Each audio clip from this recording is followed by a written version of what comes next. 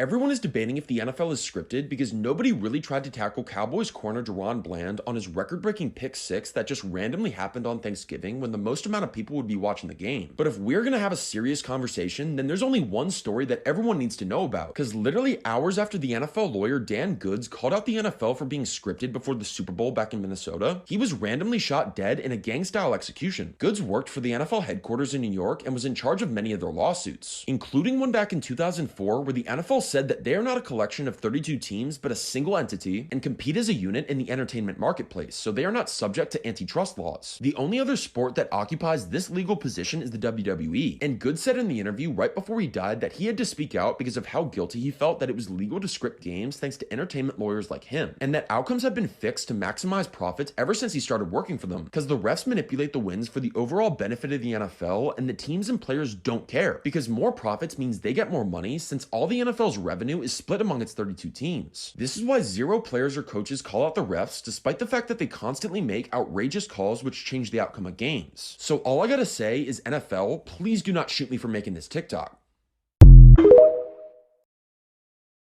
Sometimes I want to think the NFL is real, but there has to be some sort of script or message that players are forced to follow, because there is no other explanation for defenders not even trying to hit or tackle Patrick Mahomes in 2 out of the last 3 weeks.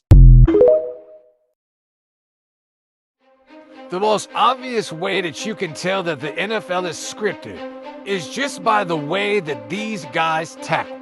Now, if you've played football, which is I know a lot of you have not played football by the comments that y'all drop in my comment section, but if you've played football and you know how to make a tackle, if you know how to take somebody down, then you know fake tackling and non-attempts when you see it. Now, let me show you this non-attempt here. Look at this attempt right here.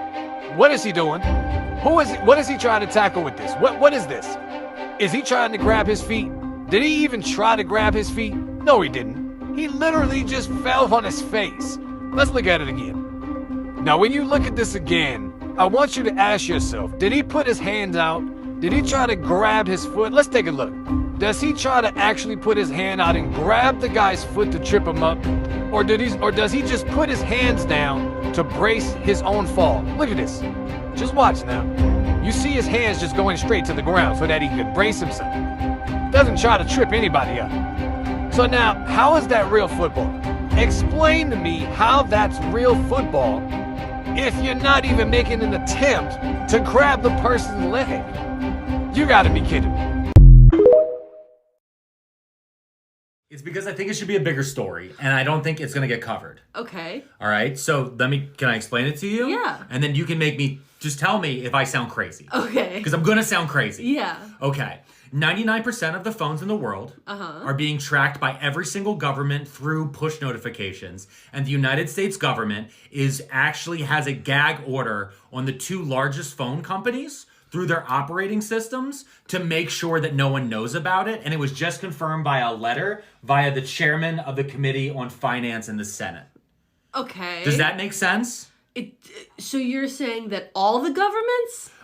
So this is how he words it. All right, Okay. Senator Ron Wyden, in a letter to the Attorney General, he states that last year his office got a tip, that foreign governments were reaching out to Google and Apple. Now that's important because Android phones make up 70% of every operating system in the world. All right. On every phone. Okay. The other 29% is Apple. Yeah. Both of those companies were being reached out to by foreign governments who were requesting push notification data.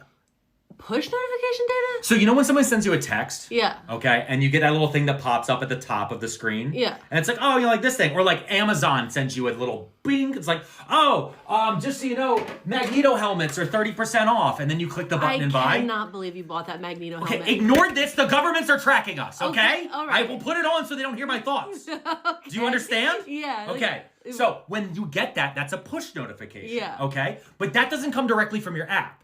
That, through these services, goes from the app to a cloud server. Okay. And then it goes to your phone. All right. So these governments are subpoena and requesting the information from the cloud server. Not from your phone, not from the app, but from Google and from Apple.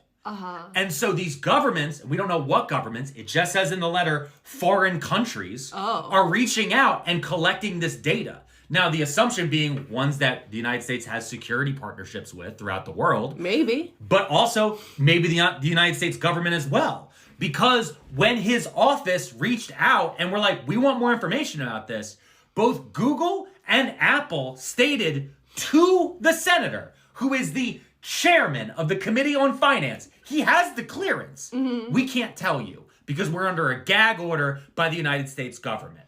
So this senator is asking the attorney general, hey, lift the gag order and let people know if they're being surveilled through the push notifications. Because those push notifications could have things like in a text, who the text came from, maybe like a little bit of the preview of the body of the text, maybe other metadata in there, like where the text was being sent from or other things. Like when you drop a pin to tell someone your location, and it tells you in the push notification, tons of information could be up there. Yeah. And like, this just came out, but I'm already seeing it like not getting any traction anywhere. Why not?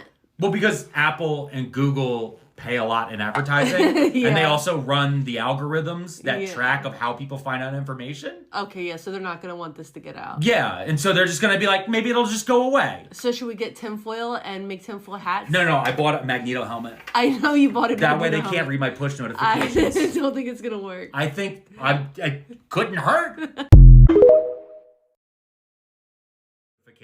Okay, take a deep breath. For this thing to work at all, it has to talk to cell towers, which means the carriers know where you are at all times. And the FBI and law enforcement agencies have a runbook for how to get that data from the carriers, often warrantless. When they don't want to go through the carriers, they'll often put up a fake tower called a stingray, and they'll get your location that way. All of that is without GPS, but Google and Apple don't have carrier data. They do have GPS data. Now, a few years ago, they realized GPS can be a little bit unreliable. It could be like a few yards off, and they realized that if they instead used Wi-Fi networks, they could exactly pinpoint your location down to like the inch. So when they map the streets with Google and Apple Maps, they're actually also secretly mapping the location of every Wi-Fi network in the world so that when your phone gets near any Wi-Fi network, they can exactly know where you are. That location data is then accessed by third-party apps through the phone's permission systems, and then law enforcement and Customs and Border Control will then purchase that data from those third parties. Now you might be thinking, when I do my crimes, I'm just gonna put my phone in airplane mode, but that doesn't work because law enforcement have a record of exactly where your phone's location is right up until it goes in airplane mode. Then you do your crimes, and then the phone comes out of airplane mode. They will use that as evidence against you, and they have before in court. Also, modern cars have like apps and cell connections these days. Look, the nature of crime itself is changing. We don't have serial killers anymore because the FBI can and will hunt you down and find you.